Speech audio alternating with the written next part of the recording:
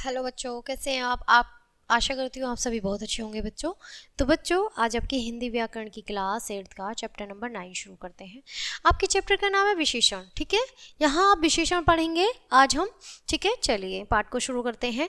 निम्नलिखित वाक्यों में रंगीन छपे शब्दों पर ध्यान दीजिएगा। यहाँ सबसे पहले शब्द दिया गया काली।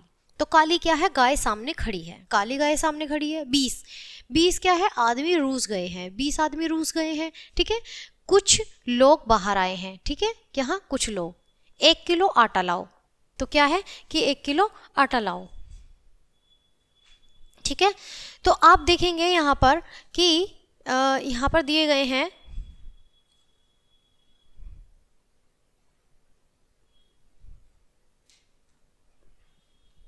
अब आप देखेंगे कि कुछ लोग बाहर आए हैं। ठीक है, तो कुछ लोग आए। 1 किलो आटा लाओ, तो 1 किलो। ठीक है, उसकी कार विदेशी है। अब यहाँ काली गाय सामने खड़ी है, तो कैसी गाय खड़ी है? काली। कितने आदमी है? 20। कितने लोग हैं? कुछ। कितने किलो? 1 किलो। कैसी कार है? विदेशी कार।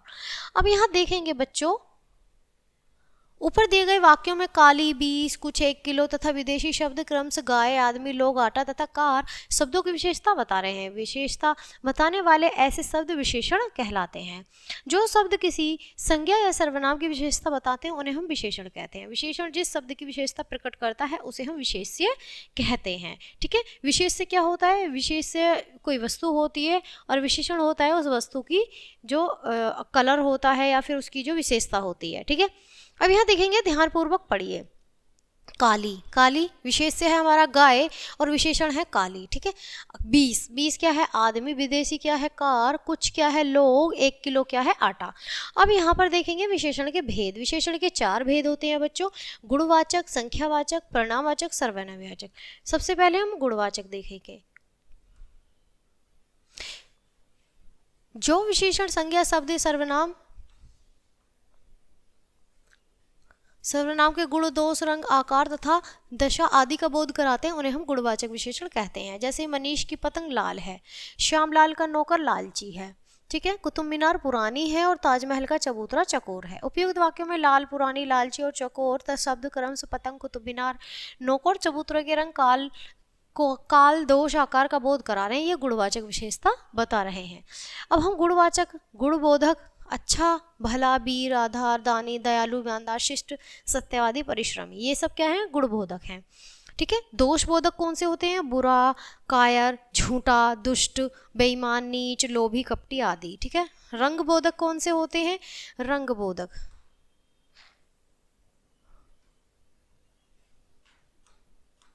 रंग बोधक होते हैं बच्चों लाल, सफेद, गेहुआ, हरा, काला। काल बोधक कौन से होते हैं? नया, पुराना, प्राचीन, आधुनिक, सायकालीन, प्रातःकालीन। ठीक है, स्पर्श बोधक कौन से होते हैं बच्चों? मुलायम, खुरदरा, नरम, कठोर, कोमल आदि। आकार बोधक कौन से होते हैं? गोल, चकोर, तिकोना, लंबा आदि। स्थान बोधक कौन से होते हैं? ऊंचा, नीचा, देसी, विदेशी, भारतीय, राजस्थानी आदि। दिशा बोधक कौन से होते हैं? पूर्वी, पश्चिमी, उत्तरी, दक्षिणी आदि।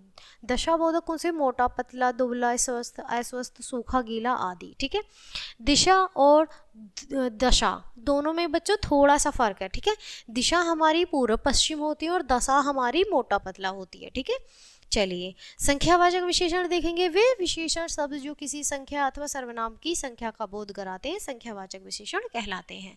गमले में 2 पौधे हैं, आप देखेंगे। ठीक है, 4 चूहे भाग रहे हैं। तीसरी पंक्ति में खड़े हो जाओ या कुछ सामान इधर रख दो। ठीक है, संख्यावाचक विशेषण के 2 भेद हैं। संख्या विशेषण 2 प्रकार के होते हैं: निश्चित संख्यावाचक विशेषण, अनिश्चित संख्यावाचक विशेषण। संज्ञा और सर्वनाम शब्दों की निश्चित संख्या का बोध कराने वाले विशेषण शब्दों को निश्चित संख्यावाचक विशेषण कहते हैं। जैसे अभी यहाँ देखेंगे, आकाश में 3 पक्षी उड़ रहा है। ठीक है, पिताजी ने 1 दर्जन केले खरीदे। ठीक है, तो आप देखें दिए गए वाक्यों में 3 और 1 दर्जन शब्द संज्ञा, सपक्षी और केले की निश्चित संख्या का बोध करा रहे हैं, अतः ये निश्चित संख्यावाचक विशेषण है। निश्चित संख्यावाचक विशेषणों उनकी गिनती, क्रम, आपूर्ति, समूह आदि से पहचान सकते हैं। अनिश्चितवाचक, संख्यावाचक। ठीक है, संज्ञा और सर्वनाम शब्दों से निश्चित संख्या का बोध न कराने वाले विशेषण शब्दों को अनिश्चित संख्यावाचक विशेषण कहते हैं, किंतु यदि उन्हें गिने तो गिने जा सकते हैं। नीचे दिए गए चित्र को देखिए। सड़क पर कई गाड़ियां चल रही हैं, मैदान में कुछ बच्चे खेल रहे हैं। दिए गए वाक्यों में कई व कुछ शब्द गाड़ियों व बच्चों की संख्या का निश्चित बोध नहीं करा रहे हैं, अतः ये अनिश्चित संख्यावाचक विशेषण है। आप देखेंगे परिणामवाचक विशेषण, ठीक है, जिन शब्दों से संज्ञा या सर्वनाम के परिणाम अर्थात मात्रा, नापतोल और वजन का बोध हो उन्हें हम परिणामवाचक विशेषण कहते हैं। पिताजी 2 किलो चावल लाए, गिलास में थोड़ा दूध है, मेरी कमीज में 1.5 मीटर कपड़ा लगा और गड्ढे में थोड़ा पानी जमा है। परिणामवाचक होते हैं जिनमें मापतोल का हमें पता चल सके। परिणामवाचक विशेषण 2 प्रकार के होते हैं, निश्चित परिणामवाचक और अनिश्चित परिणामवाचक। निश्चित परिणामवाचक में संज्ञा या सर्वनाम शब्दों के निश्चित परिणाम का बोध कराने वाले शब्दों को हम निश्चित परिणामवाचक कहते हैं। संकलन चित्र को देखिए। जार में 3 किलो चीनी आती है, 1 गिलास में पानी ला दो।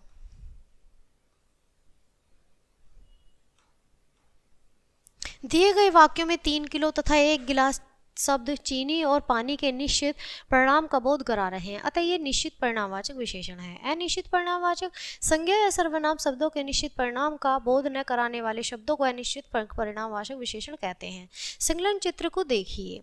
आप देखेंगे मुझे थोड़े चावल चाहिए, वह ऐसे खड़ा है जैसे उसके ऊपर घड़ों पानी गिर गया हो, ठीक है। दिए गए वाक्यों में थोड़े तथा घड़ों तथा शब्द चावल और पानी के निश्चित परिणाम का बोध करा रहे हैं, अतः ये अनिश्चितवाचक परिणामवाचक विशेषण है। अब यहाँ संख्यावाचक विशेषण और परिणामवाचक विशेषण में अंतर देखिए। संख्यावाचक विशेषण संज्ञा और सर्वनाम की निश्चित और अनिश्चित गिनती का बोध कराता है, जिसे हम गिन सकते हैं। परिणामवाचक विशेषण संज्ञा और सर्वनाम की निश्चित तथा अनिश्चित नापतोल का बोध कराता है।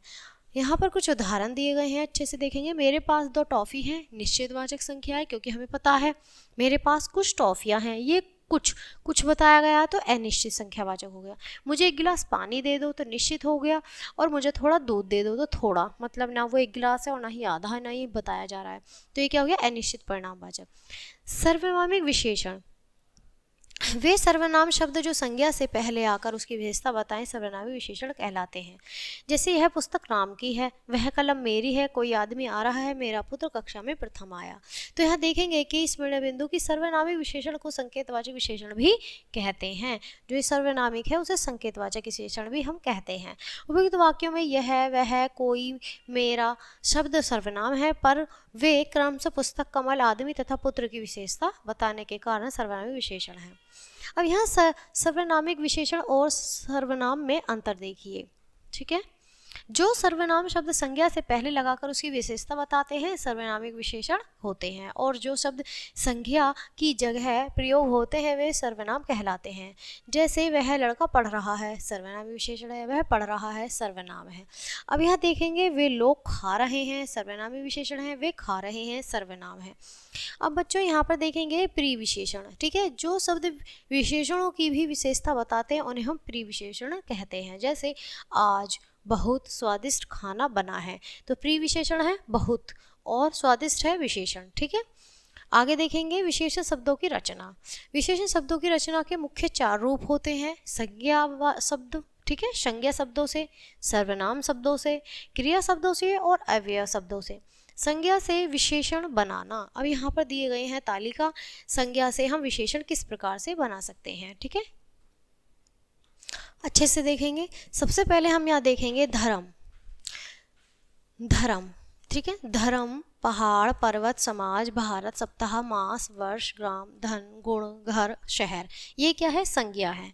और विशेषण क्या है, धार्मिक, पहाड़ी, पर्वतीय, सामाजिक, भारतीय, साप्ताहिक, मासिक, वार्षिक, ग्रामीण, धनवान, गुणवान, घरेलू, शहरी। तो ये क्या हमारे विशेषण आ गए। अब हमारी संज्ञा क्या है, शब्द, साहित्य, आत्मा, गुण, अपमान, लड़का, घमंड, किताब, ईश्वर, गर्मी, भार, सुख, स्वर्ण, ठीक है। और शाब्दिक विशेषण क्या है हमारे, शाब्दिक, साहित्यिक, आत्मीय, गुणवान, अपमानित, लड़की, घमंडी, किताबी, ईश्वरीय, गर्म, भारी, सूखी, स्वर्णी, ठीक है। तो ये हो गए हमारे विशेषण, किससे, संज्ञा से। सर्वनाम से विशेषण हमारे किस प्रकार होंगे, वह वैसा, यह ऐसा, जो जैसा और कौन कैसा, ठीक है। यहाँ हमारे इस साइड भी है मैं मुझसा, तुम तुमसा, आप आपसा और हम सा। अब यहाँ क्रिया से विशेषण बनाना किस प्रकार से होगा? हमारा क्रिया है हमारी पत बनाना देखना और विशेषण है पतित बनावटी और दिखावटी। क्रिया है हमारा पढ़ना, ठीक है, तो पढ़ाकू विशेषण, पीना पियक्कड़ हमारा विशेषण, बेचना बिकाऊ हमारा विशेषण हो गया। अव्यय से विशेषण बनाना, अव्यय भीतर, भीतर है हमारा विशेषण है भीतरी, नीचे है व्यय, निचला है हमारा विशेषण, बाहर है व्यय और विशेषण है बाहरी, ऊपर है हमारा और ऊपर ही हमारी क्या है? विशेषण है। अब यहाँ देखेंगे विशेषण की अवस्थाएं। गुण या दोष की तुलना करने को विशेषण की अवस्थाएं कहा जाता है।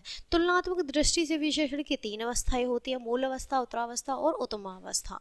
आप देखेंगे विशेषण संज्ञा से पहले और बाद में दोनों प्रकार से प्रयुक्त हो सकता है। आप देखेंगे मूल अवस्था, सबसे पहले मूल अवस्था में केवल एक ही व्यक्ति, स्थान अथवा वस्तु की विशेषता बताते हैं, जैसे विराट कोहली अच्छा खिलाड़ी है, एक ही इंसान की बात हो रही है। उत्तरावस्था में एक व्यक्ति, स्थान अथवा वस्तु से दूसरे व्यक्ति, स्थान अथवा वस्तु को अधिक या कम बताया जाता है, जैसे विराट कोहली धोनी से अच्छा खिलाड़ी है।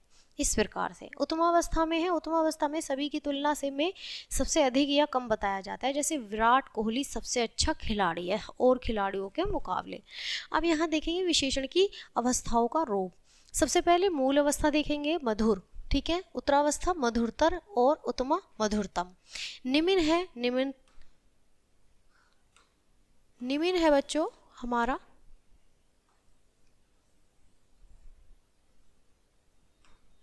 निम्न है निम्नतर और निम्नतम, ठीक है। शीघ्र है मूल अवस्था, शीघ्रतर है उत्तरावस्था और शीघ्रतम है उपमावस्था, ठीक है। अब यहाँ देखिए अधिक है हमारा मूल अवस्था, अधिकतर है हमारा उत्तरावस्था और उत्तमावस्था क्या है? हमारा अधिकतम। लघु है हमारा मूल अवस्था, लघुतर है हमारा उत्तरावस्था और उत्तमावस्था क्या है? हमारा लघुतम।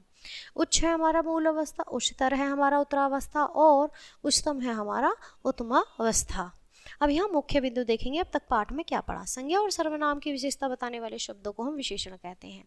विशेषण जिसकी विशेषता बताते हैं वे विशेष्य कहलाते हैं। विशेषण के 4 भेद होते हैं: गुणवाचक, संख्यावाचक, परिणामवाचक, सर्वनामिक विशेषण। सर्वनामिक विशेषण और संज्ञा सर्वनाम में अंतर होता है, ठीक है। आगे देखेंगे जो शब्द विशेषण की भी विशेषता बताते हैं उन्हें हम विशेषण कहते हैं। विशेषण की 3 अवस्थाएं होती हैं: मूल अवस्था, उत्तरावस्था और उत्तमावस्था। तो बच्चों पाठ को ख़त्म करते हैं। पाठ कैसा लगा मुझे बताइएगा जरूर। मिलते हैं इसी तरह एक अच्छे से पाठ के साथ। तब तक के लिए बाय। Thanks for watching.